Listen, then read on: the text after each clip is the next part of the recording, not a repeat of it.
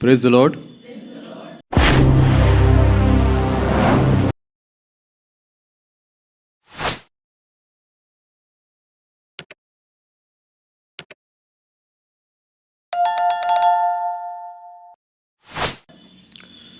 परमेश्वर का धन्यवाद हो, उसने एक और अवसर दिया उसके वचन में से सीखने के लिए। आइए आज का वचन हम निकालें, यशायाह 49 और उसका 5, 6, 7 3 आयत हम पढ़ेंगे। परमेश्वर का धन्यवाद हो, आप लोग ऐसी ठंड में परमेश्वर का आदर करने के लिए समय निकाल के आए। आज मेरी तबीयत ठीक नहीं है, पर परमेश्वर ने बल शक्ति दी है। और मैं जो ऑनलाइन सुनते हैं, आप लोगों से आग्रह करूंगा कि मेरे वीडियोस को आप देखते हैं, लाइक करते हैं, शेयर करते हैं, कमेंट भी करते हैं, पर कई बार सब्सक्राइब करना भूल जाते हैं। तो आप सब्सक्राइब भी करें ताकि परमेश्वर को महिमा मिले। अब यहोवा जिसने मुझे जन्म ही से इसलिए रचा कि मैं उसका दास होकर याकूब को उसकी ओर लौटा ले आऊं, अर्थात इज़राइल को उसके पास इकट्ठा करूं, क्योंकि यहोवा की दृष्टि में मैं आदर योग्य हूं और मेरा परमेश्वर मेरा बल है। उसी ने मुझसे यह भी कहा है, यह तो हल्की सी बात है कि तू याकूब के गोत्रों का उद्धार करने और इज़राइल के रक्षित लोगों को लौटा ले आने के लिए मेरा सेवक ठहरे। मैं तुझे जाति जाति के लिए ज्योति ठहराऊंगा कि मेरा उद्धार पृथ्वी की एक ओर से दूसरी ओर तक फैल जाए।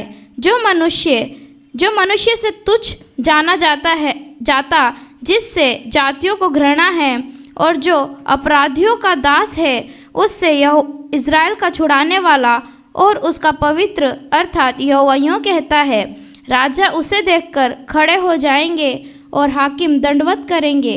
यह यहोवा की निमित्त होगा जो सच्चा और इज़राइल का पवित्र है और जिसने तुझे चुन लिया है।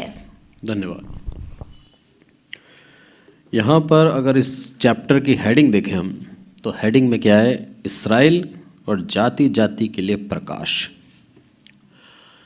ये प्रभु यीशु मसीह के विषय में इस यशायाह ने पहले ही कह दिया था कि प्रभु यीशु मसीह आएगा, और आएगा तो न केवल इस्राएलियों का बल्कि हर एक मनुष्य जाति का उद्धार का एक कारण होगा। यहाँ पर यदि हम यशायाह के विषय में देखें तो यशायाह क्या बोलता है 5वें आयत में, अब यहोवा जिसने मुझे जन्म ही से इसीलिए रचा कि मैं उसका दास होकर याकूब को उसकी ओर लौटा ले आऊं। जन्म ही से चुन लेता है हमें।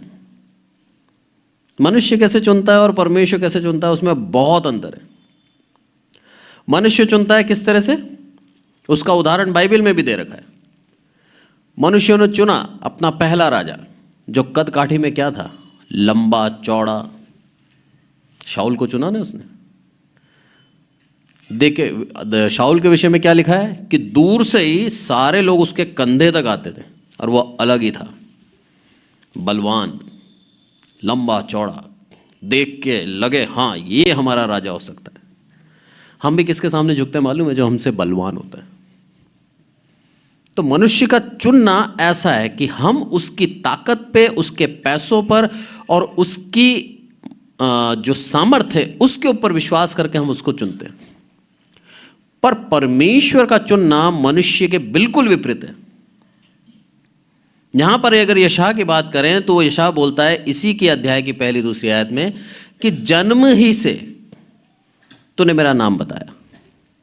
अभी तो मैं कोख में हूं, मैं पैदा कैसे होऊंगा, मैं स्वस्थ होऊंगा नहीं होऊंगा, मैं दुर्बल रहूंगा, मैं ताकतवर बनूंगा, कुछ नहीं मालूम। पर परमेश्वर की दया देखिए हम पर कि हमारे जो हम पेट में होते हैं तभी हमें चुन लेता है। कितना धन्यवाद दें हम उसका। अब ये चीज दर्शाती है कि प्रभु ने हमसे प्रेम किया हमारी रचना से पहले। हम उससे कह नहीं सकते कि प्रभु मेरे काम अच्छे थे, मैं दूसरों के पे दया दिखाता था, मैं दान देता था। हम कह नहीं सकते मैं रोज बाइबल पढ़ता था इसीलिए प्रभु ने मेरे को चुना। नहीं, प्रभु ने हमें जब चुन लिया जब हमारा अस्तित्व नहीं था। यशायाह बहुत ही गंभीरता से लिख रहा है इस चीज को। बोला उस समय चुना प्रभु तूने मुझे जब मैं कुछ भी नहीं था। और चुना क्यों तूने मुझे? ताकि मैं याकूब को तेरी ओर लौटा ले आऊं। आज हर एक मनुष्य का यह कर्तव्य है, हर एक मनुष्य का, सिर्फ यशायाह का नहीं, सिर्फ प्रभु यीशु मसीह का नहीं, हमारा और हमारे जैसे हर एक मनुष्य का, जिन्होंने प्रभु यीशु मसीह के उस प्रेम को चख लिया, उसका कर्तव्य बन जाता है कि वो दूसरों को भी उस प्रेम के बारे में बताए। स्वार्थी ना बने, उस अपार करुणा को अपने तक सीमित ना रखें, बांट दें। जब ऐसा करते हैं हम, तब हम उसकी जाति याकूब को उसके पास वापस लौटा ले आते हैं। आज उसकी जाति हम सब हैं, क्योंकि वचन कहता है ना केवल इस्राएली बल्कि अन्य जाति सबके लिए वचन है। बोला सब के लिए ये वचन है और सबके लिए ये कर्तव्य बन जाता है, जिन्होंने प्रभु यीशु मसीह को उसके प्रेम को चख लिया। ये समझ लेना प्रभु यीशु मसीह ने आपको चुन लिया था, तो जब चुन लिया तो हमारा कर्तव्य बनता है कि हम उसके प्रेम को अब बताएं दूसरों को। यशायाह ने यही करा। पूरी जो प्रभु परमेश्वर ने उसको दिया था वैसा का वैसा उसने इस्राएलियों को चेतावनी दी, कुछ मिलावट नहीं करी। जो आज्ञा आई वैसे रख दी। बोला सुधर जाओ, अन्याय से बच जाओ, अन्याय मत करो, अन्य देवी देवताओं को मत पूजो, परमेश्वर के नाम को सम्मान से लो, अपने जीवन को इस तरह से बना लो कि प्रभु तुमसे प्रसन्न रहे। पर उसके बावजूद भी जब हमारे पास सब कुछ होता है ना, तो हम उसको भूल जाते हैं। मैं धन्यवाद देता हूं कि मेरे पास कमी घटी है, इसीलिए बार बार घुटने टिकते हैं, इसलिए बार बार उसके पास आता हूं, प्रार्थना करता हूं, उससे मांगता हूं और वो मुझे उदारता से दे देता है। कल ही की बात बताता हूं मैं। कल मेरी जेब में 1 रुपया नहीं था, पेमेंट अभी आई नहीं, पेमेंट आने में टाइम है, और क्रिसमस का मंथ आप जानते हैं बहुत खर्चा होता है, सारे पैसे खर्च, कुछ नहीं, विश्वास से बैठा था बस। मैंने कहा प्रभु करने वाला तू है। और 4 तारीख को मुझे पैसा चाहिए था किसी भी हालत में, कि मुझे पैसा मिल जाए। कोई सुबह से लेके शाम हो गई, 8 बज गई, कहीं से कुछ पैसा नहीं आया। मैंने कहा प्रभु तेरी इच्छा। चुपचाप अपना बैठा हुआ था, इतने में एक कॉल आया मेरे पास। आप विश्वास नहीं करेंगे, मेरा एक यूट्यूबर का जो सब्सक्राइबर है उसने मुझे कॉल करा। बोला मैंने आपका नंबर फेसबुक में से ढूंढा और परमेश्वर की मन में मेरे परमेश्वर ने डाला है कि मैं आपको क्रिसमस गिफ्ट कुछ दूं। मैंने कहा मुझे नहीं चाहिए। बोला नहीं सर आप मना नहीं कर सकते, नहीं ब्रदर आप मना नहीं कर सकते। बोला परमेश्वर ने मेरे को बोला है और मैं आपको कुछ दूंगी। और प्रभु की दया देखिए आप, मेरे मना करने के बावजूद भी उन्होंने मेरे अकाउंट में डाले। अब आप सोचिए, आप जान ना पहचान, दूर दूर तक कोई रिश्ता नहीं, प्रभु कार्य कैसे करता है? मन में डालता है। उसके पास आओ, उसकी वेदी के समीप आओ और उसके सामने अपनी प्रार्थनाओं को रखें, प्रभु उपाय करेगा। उसका हाथ छोटा नहीं है, वो हमसे बेहद प्यार करता है, हमारी हर एक प्रार्थनाओं को सुनता है वो। मैं सोचता रह गया, मैंने प्रभु निराशा में एक आशा दे दी तूने। मैं सोच रहा था, पूरा दिन निकल गया, अब कुछ नहीं हुआ, और रात में एकदम से। ये है प्रभु का कार्य। कई बार मेरे जीवन में ऐसा हुआ, एकदम लास्ट मोमेंट पे कहीं से कोई एकदम से दे देता है, काम चल जाता है। परमेश्वर ने जानबूझ के मुझे ऐसा रखा है ताकि मैं उसके नज़दीकी में बना रहूं, मैं धन्यवाद देता हूँ उसका कि प्रभु तेरा धन्यवाद हो कि मेरी हर एक जरूरतें तू जानता है और उन जरूरतों का उपाय भी करता है। यशायाह ऐसे ही नहीं बोलता कि उसने मुझे चुन लिया। क्यों चुना? ताकि मैं जो मेरी परमेश्वर की प्रजा है उसको वापस लौटा ले आऊं। किसके लिए? परमेश्वर के पास। ये मेरा कर्तव्य है। और यशायाह ने वैसा ही करा, पूर्ण रूप से प्रयास करा और वो वापस लौट के भी आए इस्राएली, पर ताड़ना के बाद। प्रभु नहीं चाहता कि आज हमें ताड़ना दे। प्रभु आज हमसे प्रेम रखता है और वो चाहता है कि हम वैसे ही मान जाएं। आगे मैं पढ़ता हूं, इसके लिए क्या बोलता है आगे? क्योंकि यहोवा की दृष्टि में मैं आदर योग्य हूं और मेरा परमेश्वर मेरा बल है। अरे दुनिया हमें तुच्छ समझे, कोई फर्क नहीं पड़ता। दुनिया हमारे लिए बातें बनाए, कोई फर्क नहीं पड़ता। अरे प्रभु यीशु मसीह को नहीं छोड़ा उन्होंने, उसके लिए कह दिया इसमें तो दुष्ट आत्मा है, तो फिर हम कौन होते हैं? जो 100% शुद्ध, जिसने जीवन में कभी पाप नहीं किया, उसके लिए कह दिया इसके अंदर दुष्ट आत्मा है और ये दुष्ट आत्मा की सहायता से आश्चर्य कर्म करता है। जब उसको नहीं छोड़ा तो हम कोई औकात नहीं रखते। इसलिए बोलता है वो कि परमेश्वर के सामने मैं क्या हूं? आदर योग्य हूं। क्यों? क्योंकि मैं परमेश्वर का वो कार्य कर रहा हूं जो कार्य उसने दिया मुझे। ये है परमेश्वर के कार्य करने का एक प्रतिफल। हमारे से बड़े बड़े, जो हमसे उम्र में भी बड़े हैं, हमसे हैसियत में से भी बड़े हैं, हमारे आर्थिक दृष्टि में भी बड़े हैं, वो भी हमें आदर दे रहे हैं। रीजन क्या है? परमेश्वर आदर दिला रहा है। मेरे में कोई योग्यता नहीं है, कोई योग्यता नहीं है। इस वचन में खासियत है कि जहां गिरता है वहां से पौधा निकलता है, वहां कार्य करता है। प्रभु यीशु मसीह ऐसे ही नहीं कहता उस दृष्टांत को कि एक बीज बोने वाला निकला और उसने जगह जगह बीज गिराए। ऐसा कोई जगह नहीं था जहां पर बीज डाला और पौधा नहीं होगा। एक जगह थी बस, चिड़िया जहां पर चुग ले गई।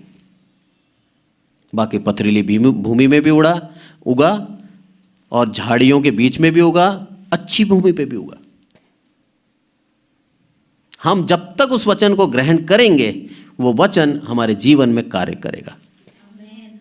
उस वचन को ग्रहण ही नहीं करा तो बात अलग है। इस वचन में शक्ति है, उसके बोलने वाले दास में नहीं है। इसलिए यहां पर क्या बोलता है वो कि वह मेरा क्या है? बल है। परमेश्वर मेरा बल है। इतनी बड़ी बात। हम क्यों अपने आप को कमजोर समझे? हम क्यों अपने आप को कंगाल समझे? हम क्यों अपने आप को दरिद्र समझे? प्रभु मेरा बल है। वो खड़ा है साथ में दाहिनी ओर और लेके चलता है, हमको अपनी दाहिनी ओर रखता है और लेके चलता है साथ साथ। शुरू से उसकी आदत है, उसकी इच्छा है कि मनुष्य को अपने पास रखे। हम ही हैं जो बार बार दूर भागते हैं हमारी अनाज्ञाकारिता के द्वारा। आगे पढ़ता हूं 6ठी आयत। इसमें क्या लिखा है? उसी ने मुझसे यह भी कहा है, यह तो हल्की सी बात है कि तू याकूब के गोत्रों का उद्धार करने और इस्राएल के रक्षित लोगों को लौटा ले आने के लिए मेरा सेवक ठहरे। मैं तुझे जाति जाति के लिए ज्योति ठहराऊंगा और मेरा उद्धार पृथ्वी की एक छोर से दूसरी छोर तक फैल जाएगा। प्रभु यीशु मसीह, हल्की बात है। सिर्फ अगर यहूदियों को लेता, सिर्फ याकूब के वंशियों को लेता तो प्रभु यीशु मसीह के लिए हल्की सी बात थी। बोला मैं इसलिए तेरे को चुना है मैंने, ताकि तू क्या करे? ना केवल इस्राएलियों को बल्कि सारी जातियों को, सारी जातियों को, कोई भी नहीं छूटे। सबके लिए तू ज्योति का काम ठहरेगा, ज्योति बन जाएगा। हर एक को तू क्या दिखाएगा? मार्ग दिखाएगा। और आज है ऐसा, जितनों ने प्रभु यीशु मसीह को स्वीकारा, हर एक अपने जीवन से उन बुरी आदतों को हटाता जा रहा है, क्योंकि उस ज्योति के अंदर उनको अपनी कमी दिखती है। आप अंधकारों में चलो, आपको कभी बुरा नहीं लगेगा। मेरा जीवन था कभी अंधकार में, जब मैं कॉलेज में लाइफ में था। दोस्तों के बीच में बैठना और घूमना फिरना, पिक्चरें देखना, यही काम था मेरा। तब मुझे वो बुरा नहीं लगता था। आज सोचता हूँ कितना समय मैंने बर्बाद करा। आज उस चीज में मेरे को लगता है कि प्रभु मुझे पहले चुन लेता थोड़ी और, पर प्रभु की योजना मेरे जीवन के लिए क्या है वो जानता है, कब मेरे लिए सही था वो जानता है, इसीलिए उसने मुझे सही समय पे चुना उसके कार्य के लिए। और जब चुन लिया तब ऑटोमेटिक मेरा सारा का सारा जो फोकस था दोस्तों के प्रति, इधर उधर घूमने के प्रति, सब हटा दिया। अब दिल से इच्छा ही नहीं करती, दिमाग बस ये कहता है कि एक प्रचार और हो जाएगा, उसका वचन और बांट सकता हूँ। यूट्यूब का चैनल सिर्फ इसलिए चलाया था मैंने क्योंकि कोरोना के समय पर हम एक दूसरे से मिल नहीं पा रहे थे, और उस यूट्यूब के जरिए से ही हम मसीह में बने हुए थे। और प्रभु की दया देखिए, उसको प्रभु आशीष दे रहा है। 7वें आयत पढ़ता हूं मैं आपके लिए। यहां पर क्या है? सो मनुष्य को तुच्छ जाना जाता जिससे जातियों को घृणा है, और जो अपराधियों का दास है उससे इस्राएल का छुड़ाने वाला और उसका पवित्र, अर्थात यहोवा यूं कहता है, राजा उसे देखकर खड़े हो जाएंगे और हाकिम दंडवत करेंगे, और यहोवा के निमित्त होगा जो सच्चा इस्राएल का पवित्र है और जिसने तुझे चुन लिया है। प्रभु यीशु मसीह के खड़े हो जाते थे बड़े बड़े हाकिम उसके सामने, सर झुकाए ना, जोशिया है, बड़े बड़े लोग थे, वो पैसे से संपन्न थे, पर प्रभु यीशु मसीह के जीवन में आने से पहले, उस पैदा होने से पहले ही अपनी यात्रा चालू कर दी थी। क्योंकि उस समय में कंपास नहीं होते थे, तारे को देख के चल रहे हैं, दिशा तारा दिखाता था और चल रहे हैं बस, कि उनको पता लगा कि परमेश्वर का पुत्र प्रभु यीशु मसीह आ रहा है और वो हमारा उद्धार करता है, वो राजाओं का राजा है। उसको दंडवत करने के लिए वो निकल पड़े। प्रभु यीशु मसीह की महिमा क्यों कराई परमेश्वर ने? क्योंकि प्रभु यीशु मसीह ने पूर्ण रूप से अपने पिता परमेश्वर का आज्ञा मानी। हमारी महिमा भी कराना चाहता है, वो चाहता है हमें भी आदर देना। उसका वचन भी कहता है आदर योग्य बना दूंगा, पर हमारा कर्तव्य क्या है कि हम उसकी आज्ञा को माने, उसकी आज्ञा के अधीन रहें, उसकी व्यवस्था के अधीन रहें और उसके बाहर ना निकले। पर कई बार क्या होता है, अपनी खुद के स्वार्थ के लिए हम कुछ बातों में अपनी आंख बंद कर लेते हैं। ये नहीं चाहता प्रभु। जीवन जिए उसकी व्यवस्था के अनुसार जिए। यशा निकालें 42 और उसका 6, 7, 8।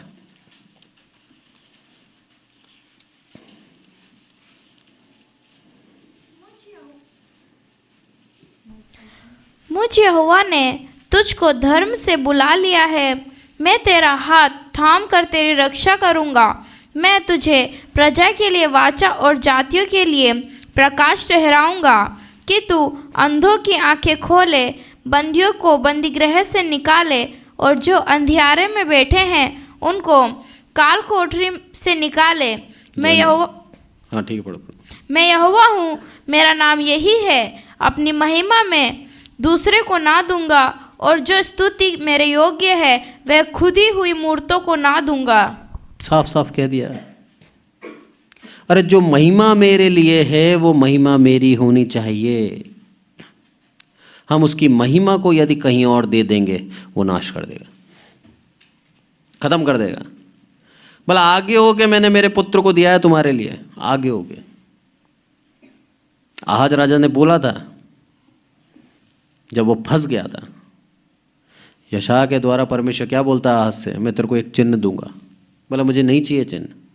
बोला नहीं, मैं तुझे दूंगा। और वो चिन्ह था प्रभु यीशु मसीह का आना इस धरती पर। बोला आगे हो के मैंने तुमसे प्रेम रखा, आगे हो के मैंने इकलौता पुत्र मेरा इस धरती पर भेज दिया ताकि तुम्हारे पापों के लिए वो बलिदान हो जाए। और उसके बाद यदि तुम मेरी महिमा किसी और को देते हो तो ऐसा होने नहीं दूंगा। सब कुछ करा मैंने, है ना। मनुष्य का नेचर भी ऐसा ही है ना, हम उसी के पुत्र हैं। उसका जो स्वभाव है उसका कुछ कुछ अंश हमारे अंदर भी हैं। आप किसी के लिए करें कुछ, पूरी उदारता से करें, सब कुछ दे दें, और उसके बाद वो आके आपसे बोले कि तूने मुझे लिए कुछ नहीं किया, कैसा लगेगा?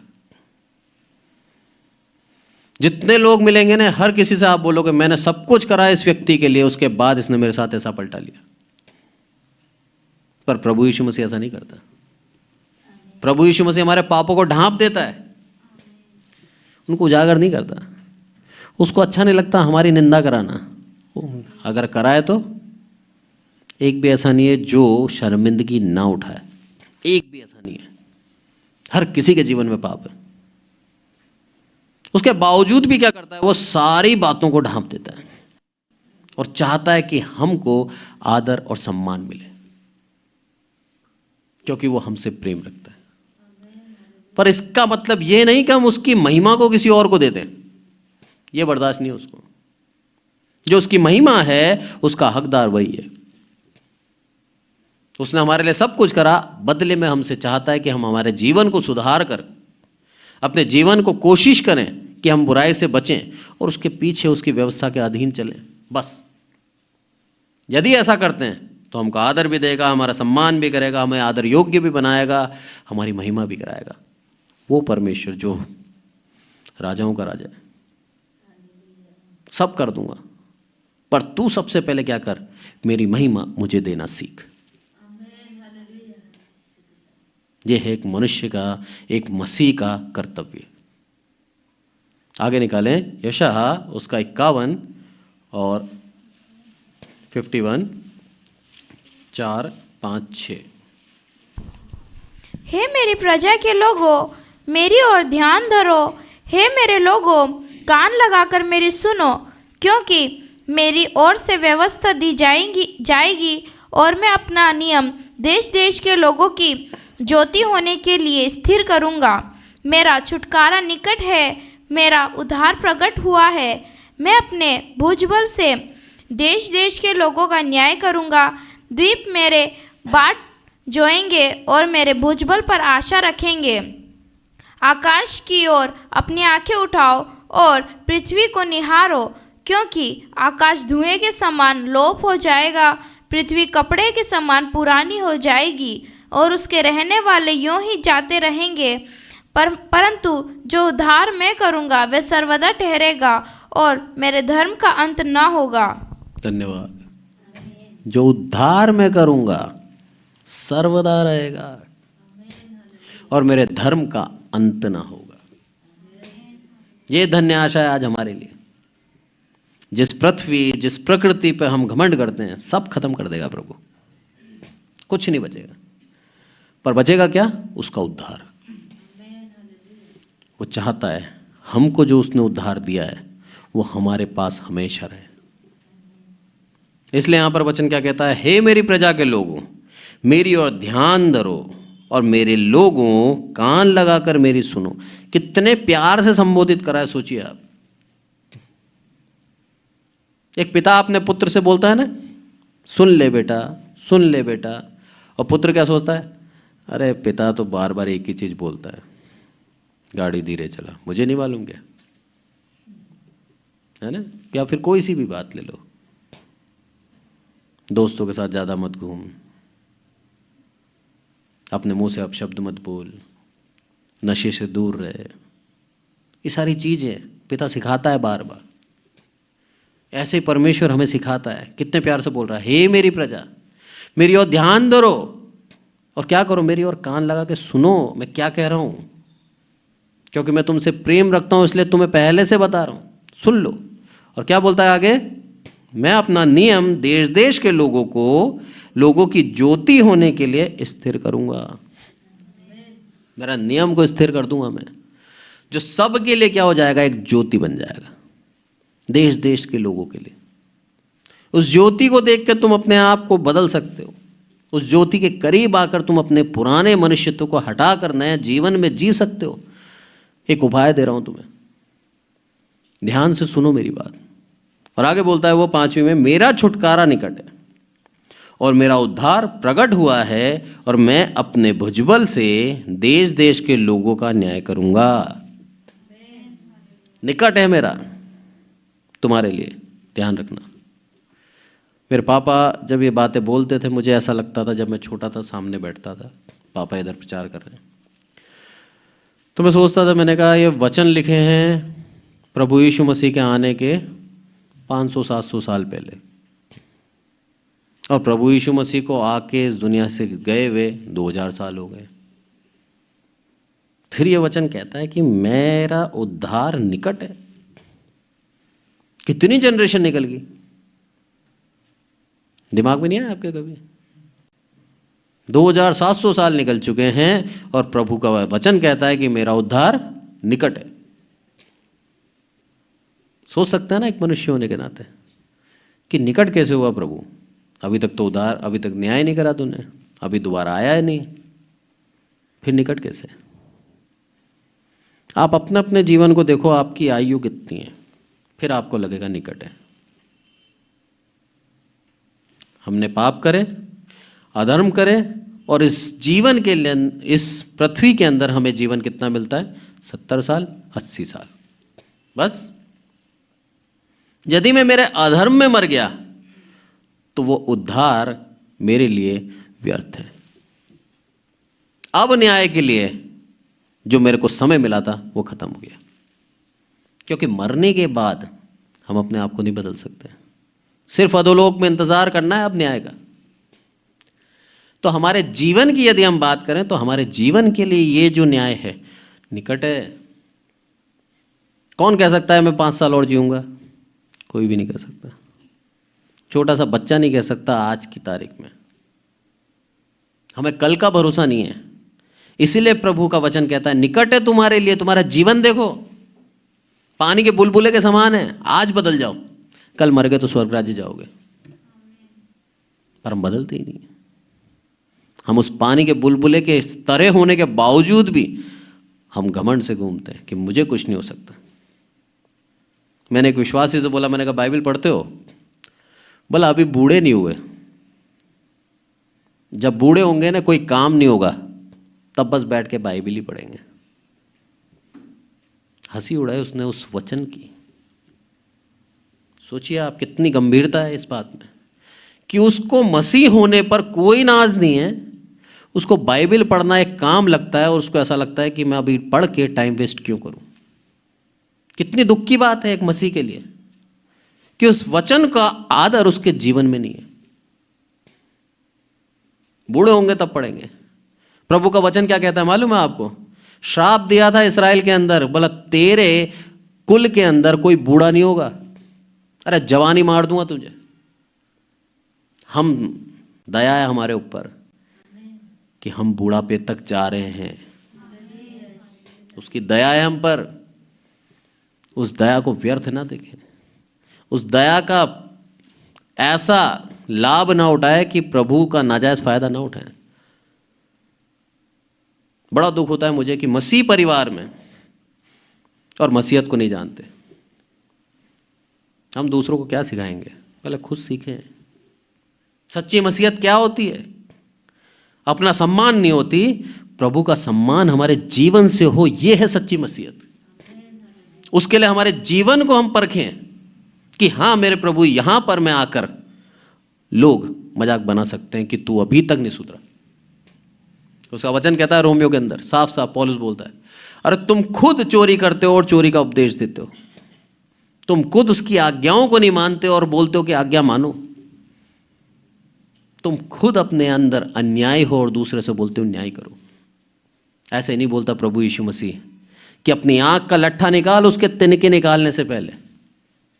हम दूसरे की गलती तुरंत देख लेते हैं और उसको दोष लगा देते हैं और उसको नीचा दिखा देते हैं। पर उसका वचन क्या कहता है? अपने आप को सुधारें, क्योंकि उसकी दया हम पर हुई है और हर एक मनुष्य को व्यक्तिगत रूप से उसके सामने आना है। व्यक्तिगत रूप से। ऐसा नहीं है कि दादा ने पश्चाताप कर लिया तो उसके पोते तक तर गए ना। दादा की गलतियों और दादा की आशीष दादा तक। पर दादा को जो वचन दे दिया कि तेरी 4 पीढ़ों को मैं आशीष दूंगा, वो आशीष देगा। कब देगा? जब उसकी व्यवस्था पे चलेंगे तब देगा। दाऊद को बोला था परमेश्वर ने कि तेरे वंश में राज्य करने वाले की कभी जो गद्दी पे बैठेगा हमेशा तेरा वंश का व्यक्ति बैठा रहेगा।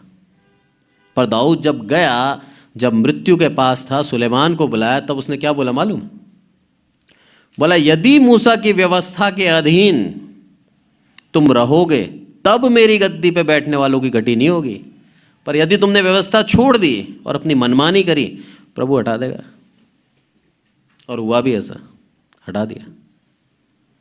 पर उसकी जो वचन थे कि तेरी गद्दी को सदैव स्थिर करूंगा, उस वचन के अनुसार मरियम के द्वारा प्रभु यीशु मसीह को जन्म दिया। आज सदैव के लिए उसकी गद्दी स्थिर है, क्योंकि प्रभु यीशु मसीह के बाद कोई राजा नहीं है, वो राजाओं का राजा था। वचन पढ़ के उसकी गहराई को समझे। आगे क्या बोलता है वो? आकाश की ओर अपनी आंख उठाओ और पृथ्वी को निहारो, क्योंकि आकाश धुएं के समान लोप हो जाएगा और पृथ्वी कपड़े के समान पुरानी हो जाएगी, और उसके रहने वाले यूं ही जाते रहेंगे, परंतु जो उद्धार मैं करूंगा वह सर्वदा ठहरेगा। यार इस धुएं के समान हो जाएगा आकाश, और पृथ्वी कपड़े के समान। पुरानी हो जाता है ना कपड़ा, नया नया बहुत सुंदर लगता है, उसके बाद फिर एक समय आता है हम उस कपड़े को कहीं नहीं पहनते, फिर एक समय आता है हम उसका पोछा बना लेते हैं, है ना, खराब हो गया। बोला ऐसी हो जाएगी पृथ्वी, पर जो मेरा उद्धार है वह हमेशा ठहरा रहेगा तुम पर, क्योंकि तुमने मेरी व्यवस्था से प्रसन्न हुए हो और मेरे वचनों के आधार पर अपने जीवन को चलाया। प्रभु चाहता है हमारे ऊपर उसका उद्धार ठहरा रहे। एक और आयत निकालें, मत्ती उसका 23 और 37 से 39। हे यरूशलेम, हे यरूशलेम, तू भविष्यद्वक्ताओं को मार डालता है और जो तेरे पास भेजे गए उन पर पथराव करता है।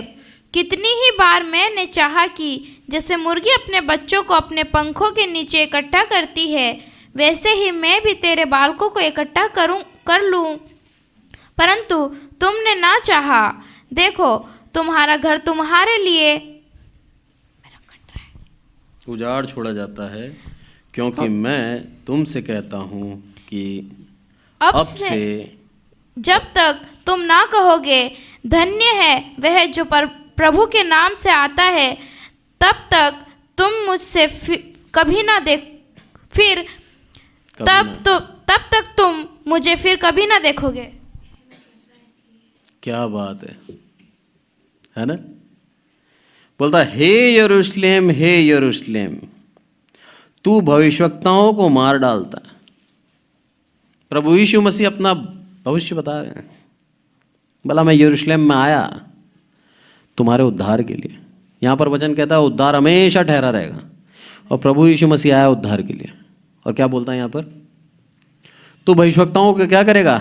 मार डालता है, और जो तेरे पास भेजे गए उन पर पत्थरवा करता है। ना केवल मुझे, पर कि जितने भविष्यवक्ता हुए सबको तूने मारा, पत्थरवा करा। करते हैं ना हम लोग कई बार। उसका वचन ना सुनना उसका अनादर है, पाप तो बहुत दूर की बात। उसका वचन ना सुनना, उसका अनादर कर देते हैं हम। और अनादर होता है। अनादर मतलब पाप। छोटी छोटी बातें हैं ये, जिस चीज़ को हम यूं ले लेते हैं कि चलेगा, चर्च ही तो जाना है, 2 गाने गाएंगे, तीसरे गाने में मिल जाएंगे, क्या फर्क पड़ता है। कई लोग मैंने सुना है अपने कानों से, अरे आधा घंटे तक गाना गाते हैं, अपन तो प्रचार में चलेंगे, डायरेक्ट भोजन मिले अपने को, है ना, आत्मिक भोजन। आराधना क्यों करते हैं हम? अपनी आत्मा को तैयार करने के लिए करते हैं। उस गानों से हमारी आत्मा तैयार हो जाती है,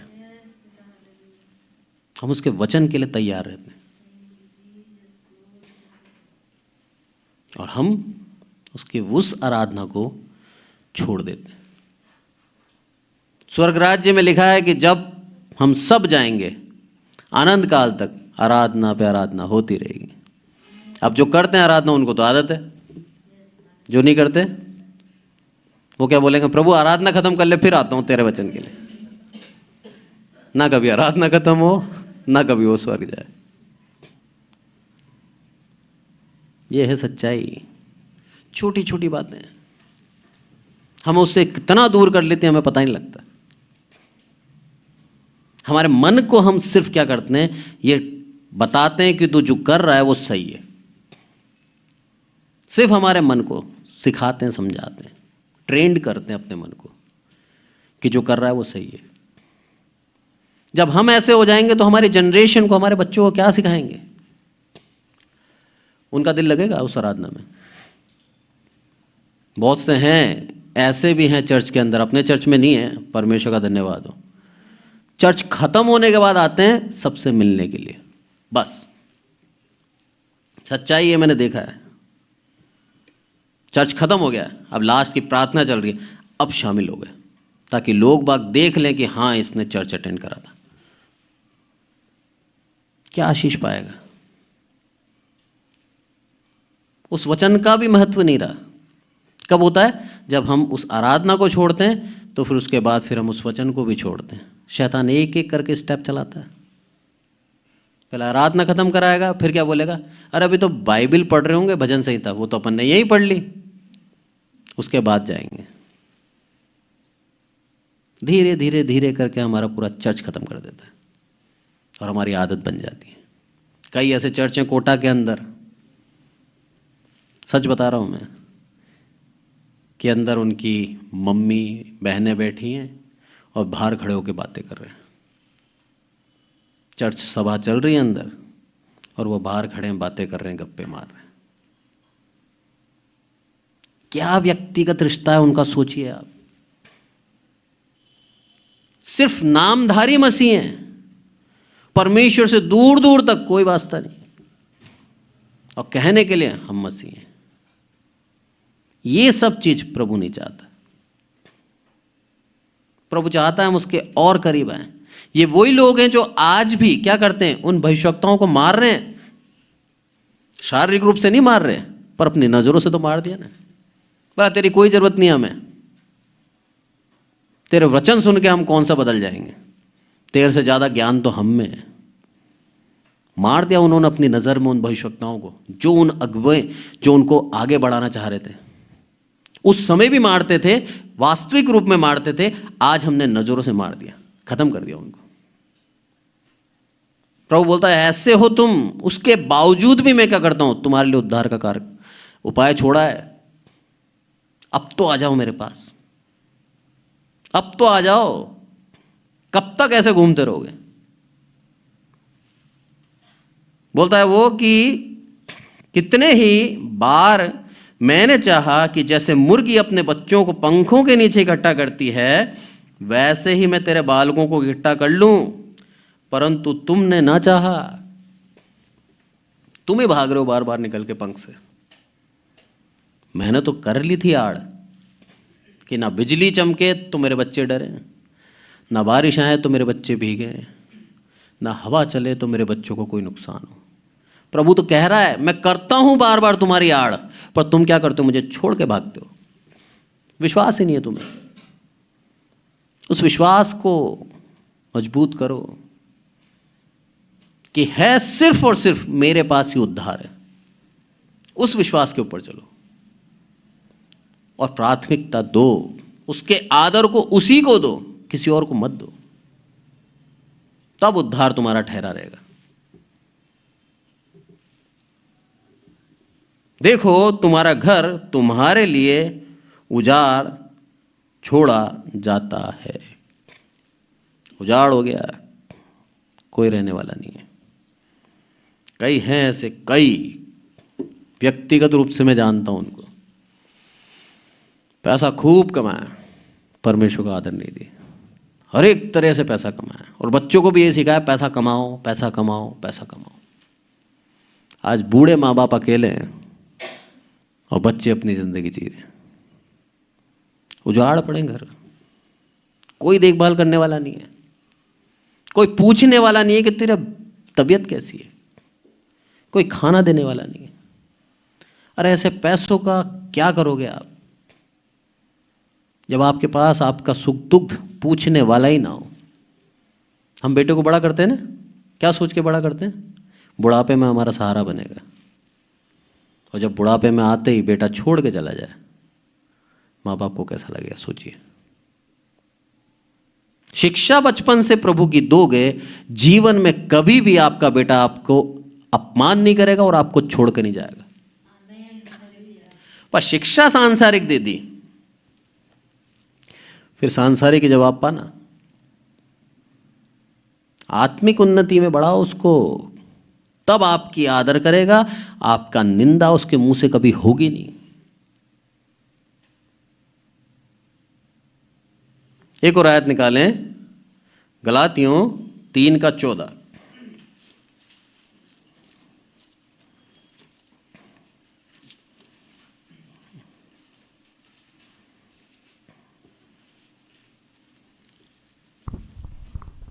यह इसलिए हुआ कि अब्राहम की आशीष मसीह यीशु में अन्य जातियों तक पहुँचे और हम विश्वास के द्वारा उस आत्मा को प्राप्त करें जिसकी प्रतिज्ञा हुई है। धन्यवाद। यह इसलिए हुआ, किस लिए हुआ यह उद्धार, क्यों ठहरा? क्योंकि अब्राहम की जो आशीष है वो अन्य जातियों तक पहुंचे। चाहता है वो हमें वही आशीष देना जो उसने इस्राएलियों के लिए ठहराई थी, वही आशीष देना। सब कुछ दूंगा, तेरी सुरक्षा करूंगा, तू कभी भूखा नहीं मरेगा, तेरे शत्रु तेरे पे कभी प्रबल नहीं होंगे, और तेरे को वादा का देश कनान देश दूंगा। ये वादा था उनका। और आज हम जब अन्य जाति हैं, हम इस्राएली नहीं थे, हमको वही आशीष में जोड़ लिया। आज हमारे लिए कनान देश स्वर्ग राज्य है, वो देना चाहता है। उस यात्रा में हम अपनी यात्रा को कुड़कुड़ा के ख़त्म मत करना, चिड़चिड़ा के ख़त्म मत करना। प्रसन्नता के साथ, खुशी के साथ प्रभु से बोले कि प्रभु तेरा धन्यवाद हो, तूने मुझे चुना।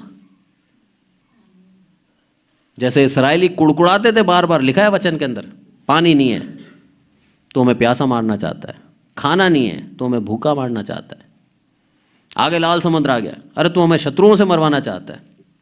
कितनी बार कुड़कुड़ाए,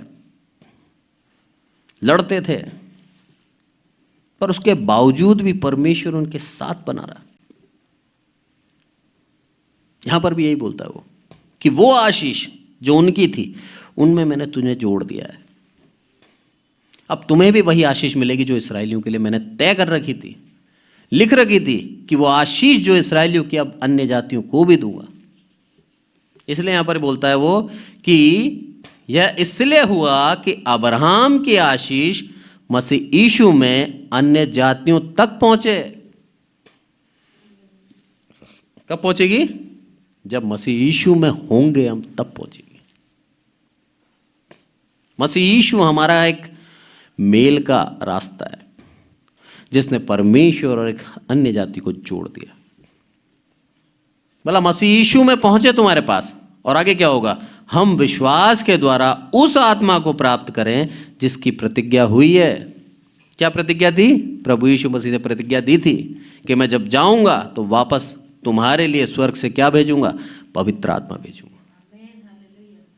उस प्रतिज्ञा जो विश्वास हम करते हैं, तो हमारे अंदर आज वही आत्मा है। हर एक मनुष्य जो यीशु को प्रभु कह के पुकारता है, वचन कहता है उसके अंदर पवित्र आत्मा है। जरूरत नहीं है अब उसे दिखाने के लिए कि मेरे अंदर पवित्र आत्मा है, वो है उसमें।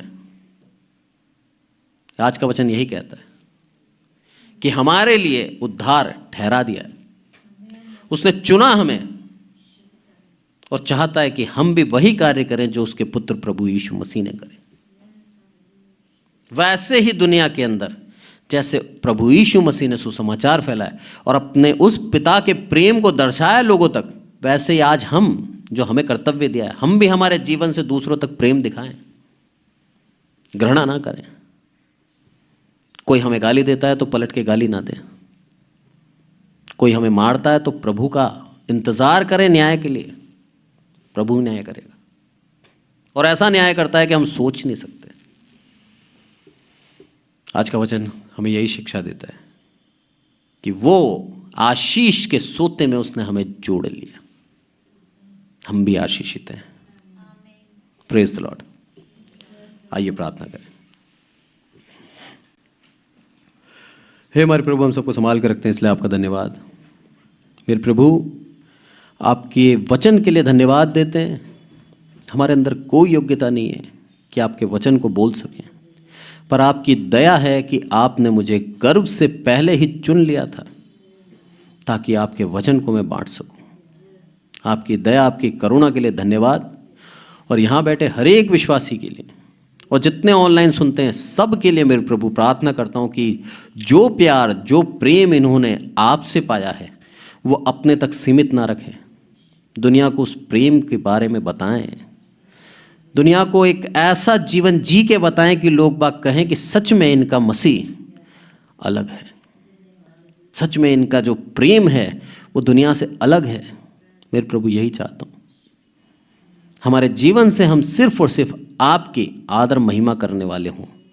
हमारे जीवन से सिर्फ और सिर्फ आपकी महिमा हो, यही मैं चाहता हूँ मेरे प्रभु। हमारी कमी घटियों को आप अच्छी तरह जानते हैं, हमारी कमजोरी को आप अच्छी तरह जानते हैं। आपका वचन कहता है, मैं वह परमेश्वर हूँ जो तुझे बल देता हूँ। मेरे प्रभु, आपके उस बल की आवश्यकता है हमें। उस बल के बिना खड़े नहीं हो सकते हम, उस बल के बिना हम बोल नहीं सकते मेरे प्रभु। आपका बल सुनने वाले हर एक के जीवन में देना, आपकी सामर्थ हर एक के जीवन में देना, अनुभव करें वो आपकी सामर्थ को, और आपकी सामर्थ से और आत्माओं तक ये वचन पहुंचाएं और आत्माओं को जीतें मेरे प्रभु। आपकी दया, आपकी करुणा हमारे साथ हमेशा बनी रहे। प्रभु यीशु मसीह के नाम से मांगते हैं, आमीन। और अब हमारे परमेश्वर का प्रेम, प्रभु यीशु मसीह का अनुग्रह, पवित्र आत्मा की सहभागिता अब से लेकर सर्वदा तक हम हर एक मसीह के जीवन में बनी रहे। आमीन, आमीन।